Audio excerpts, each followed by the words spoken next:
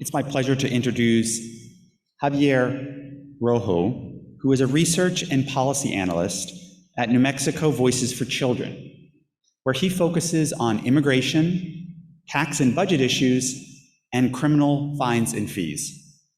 He was born and raised in Albuquerque, and he completed his undergraduate degree at the University of New Mexico, where he studied economics, philosophy, and statistics. After college, he worked for the New Mexico Tax and Revenue Department, where he helped publish the state's very first tax expenditure report. Later, he was selected as the New Mexico Fellow for the Institute for Policy Studies, a DC-based think tank, where he conducted research on CEO compensation, immigration, and international trade.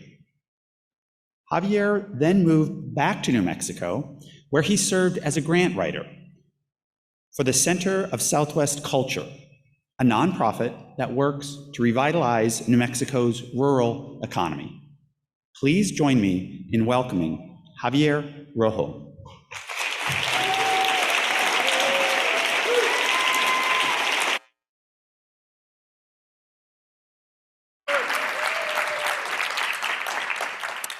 Before I begin my official presentation, let me say, after 2 years of Zoom, this is really intimidating. You guys were all a lot friendlier behind a computer screen.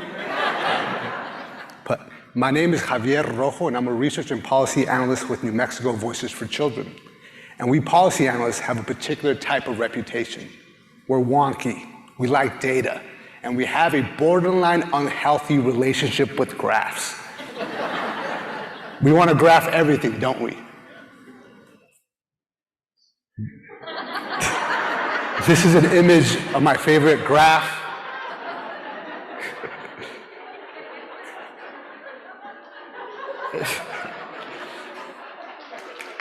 I didn't know I was going to get that many laughs.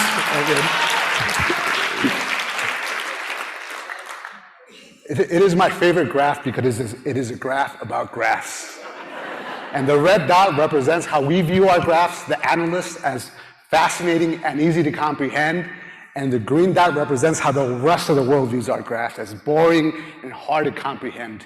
It always hurts my feelings when someone doesn't find my graphs as beautiful as I do. The struggles of a quantitative people. But don't blame us for being this way. Blame our training. We analysts are taught to value reason and objectivity over stories and emotions. Many of us think that to be a good analyst, we have to leave our heart at home and only bring our head to work. I'm here to argue that that's not the case. The opposite is actually the truth. Now, I'm not saying we should cancel math, although I think some folks would support that. What I am saying is that you become a better analyst when you bring your heart to work. And I learned this working at New Mexico Voices for Children. And let me just say, I wasn't an easy person to convert to this new way of thinking. I am Mexican American. I don't know if you guys have ever heard of something called machismo, but it runs deep in my cultural roots. I grew up thinking that men shouldn't be emotional, that you're only allowed to cry when you're drunk or when your mother passes away, and there is no in between. So, when I arrived at New Mexico Voices for Children, because of my academic training and because of the baggage associated with machismo, I was a deeply emotionally stunted person. But that's enough of my psychological quirks. Let me begin with the general example of the work analysts typically do. We're very much a rule-based thinking people. We like step-by-step instructions that follow a coherent logic, almost like a recipe. And the first part of that recipe is identifying the problem. And how do we identify the problem?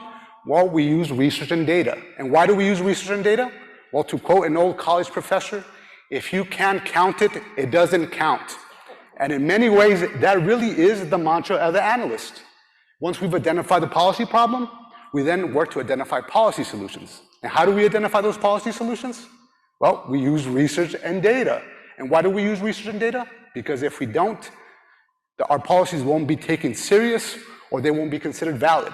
And once we've identified the problem and the policy solution, the fun sort of begins, and we begin to mix these ingredients. On our end, we begin to create materials, stuff like reports, fact sheets, blogs, social media content, materials which we then share with our partners, lawmakers, advocacy partners, and other stakeholders. And they trust these materials because they're based on research and data. We then work collectively to launch an advocacy and legislative campaign to try to enshrine our policies into law. And if we're successful, our outcome is that our policy gets enacted. So what does this look like in the real world? In 2020, we published a report that looked at the economic contributions immigrants made in New Mexico. What was the problem? Well, we looked at the data and realized that most immigrants filed taxes, yet they were largely excluded from most tax breaks. This is despite the fact that New Mexico's immigrants contribute nearly $1 billion in taxes every year. We then use research and data to identify a policy solution that might mitigate this tax inequity. And we settled on expanding the state earned income tax credit to I-10 filers. We wrote a report, we shared it with our partners, and we launched an advocacy campaign. And the advocacy, and we were successful. HB 291 was enacted, returning $5 million to 10,000 I-10 filers. It was a good victory.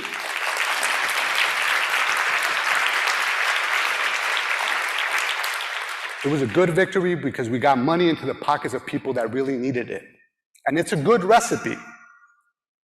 It's a good recipe. The question is, can it be improved? Well, for one, it's sort of a top-down approach to meeting people's needs. It wasn't like members of the immigrant community came up to us and said, geez, guys, you know what we really need right now is a tax break. We sort of teased that out. We sort of teased that out from the data. And secondly, the recipe is almost finite. It ends. It's like we declare victory and move on to the next issue, like problems in a textbook. And anybody that does policy work knows that that isn't the case. Policy work is slow and gradual. Victories aren't really permanent, and they need to be constantly defended. So the moral of the story, it's a good recipe, but it's entirely data and head-driven. And my grandmother used to say, all good recipes come from the heart. It's a bit corny, but it's true. This is a GIF of the Grinch.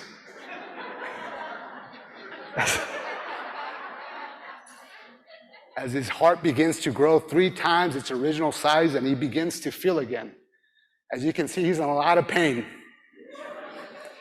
This is exactly how I felt when I started doing the heart work. It was hard and it was painful, and I needed to be in a space where I felt safe to share these pieces of myself. And this is exactly the space we created at New Mexico Voices for Children with our internal equity work. For many of us, our personal stories are intertwined with issues about equity. And this is one of the first things we unpacked as a staff. We sort of unpacked ourselves. And we did that with 3 basic ingredients. Number 1, we created a space for it. A space where we could share our personal stories and discuss why we do the work that we do. A space where we could openly discuss issues about equity, where we process national tragedies like the murder of George Floyd and the assault on the Capitol. We also created an inclusive institutional culture where people felt safe to be vulnerable in front of their coworkers. And number 3, and perhaps most importantly, we got buy-in from the staff. How do we get buy-in from the staff? More specifically, how do they get buy-in from me? It happened in 2 concrete ways. Number 1, I was reminded of something that I had forgotten, that our stories bring us to this work, not graphs or statistics. I do this work because I'm the son of Mexican immigrants, not because I'm good with numbers. And number 2, it reminded me of this old-fashioned way of absorbing and processing information. I don't know if you guys have heard of it. It's called listening to people.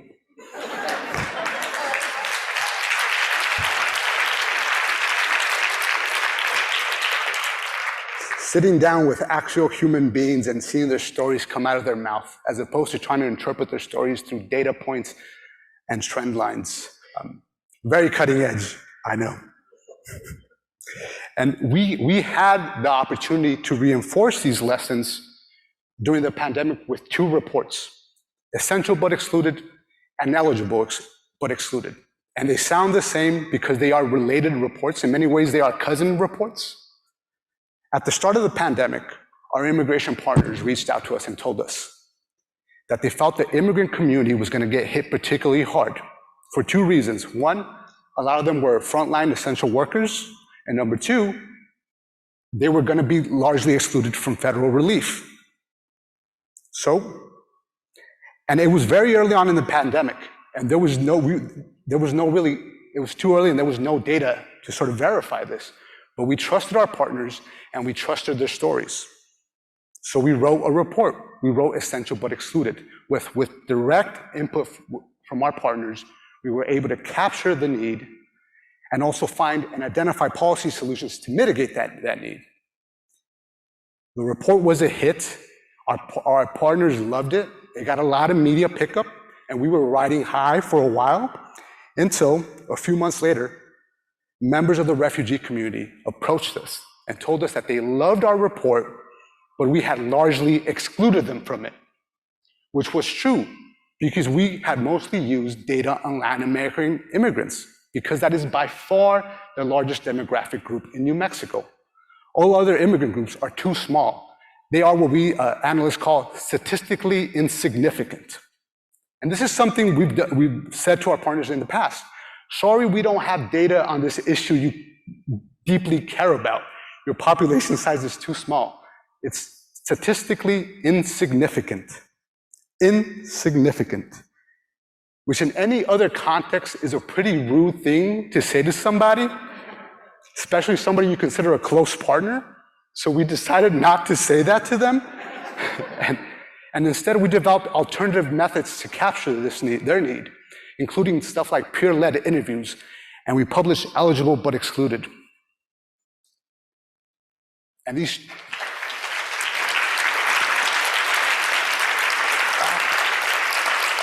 Uh-oh. I think I accidentally might have skipped. Oh, back on track, false alarm. And those 2 reports were some of the most successful reports we've had in recent years. They both got a ton of local media coverage. Eligible but excluded even got national press. Anybody that does this work at the local level knows how hard that is. And both reports also influence policy. Essential but excluded led to $5 million in economic relief to immigrant families. Eligible but excluded is currently shaping the conversation around language access, inclusive language access policies at the state level. Both reports were successful because they were responsive to the needs of the people on the ground, the people facing the problems, because the people facing the problems helped write the reports. So, what does this new recipe look like now? We still continue to engage with partners, and we still identify policy problems, and we use research and data to identify those problems, but we also get input from our partners, and we get input from people that are going to be directly impacted by those policies. And when we write reports, we make sure that we create a space for our partners to edit and contribute to those reports in a genuine way. And we still get together with our partners, and we do a legislative strategy, an advocacy strategy, and we work together to enact our policies. But when we're successful, we don't declare victory and just move on to the next thing, but we actually reconvene with our partners and ask them again, what is the need? The 2 reports I talked about are an example of how that works, of how our work has become more responsive to the needs of our partners and to the needs of the people on the ground, and more responsive to their stories as well. I'll end with this. Throughout my presentation, I've sort of hinted at the impact the hard work has had on me. And this is because it's very much true. When I first got to New Mexico Voices for Children, I was, in many ways, a sort of emotional mess, you know. But outwardly, I was sort of put together. I just graduated from this fancy school. I knew economics. I knew statistical analysis. I knew how to talk about policy. I knew how to write policy. But that all really didn't matter because internally I was a mess. I had just gotten out of a divorce. I didn't know what I wanted to do with my life. I didn't know if I should just go into banking, make some money, retire in an island somewhere. I didn't even know if I wanted to go back to New Mexico. But then I got the opportunity to work at New Mexico Voices for Children, to realign my personal story with my work. And I took it, and it's been incredibly restorative. We haven't figured it all out, and despite what I just said, we really haven't developed a secret recipe, but we are actively working both as individuals and as an organization to make sure our actions reflect our values. Thank you.